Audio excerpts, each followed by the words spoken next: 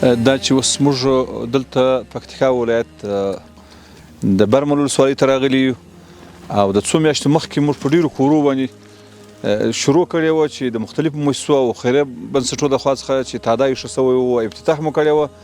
لله الحمد چې نن بیا راغلي د برمل ولسوالۍ ته چې ځینې مؤسسو چې هغه کورونه سرته رسولي دي او اوس یې د استفادې لپاره چې خلک استفاده دې وکړي او وسپارل سي.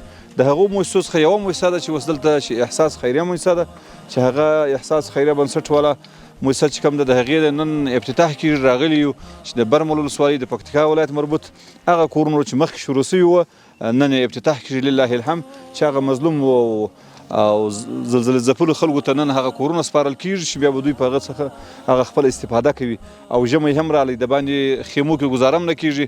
نو د دوی څخه مننه او شکریه ادا کوو د دغه خیریه احساس خیریه مؤسسې څخه چې کورونه ژر تر ژره په دغه ژمي کې او په لنډ وخت کې ډېر کورونه دې ته اماده کړه چې هغه د استفادې وړ وګرځېدله.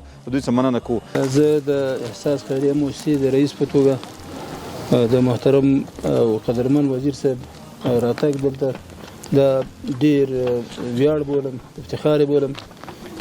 احساس خیریه مؤسسه د کورونو جوړولو په سلسله کې الحمدلله چې کوم کورونه تر کار لاندې نیولي وو هغه اوس افتتاح ته تیار دي.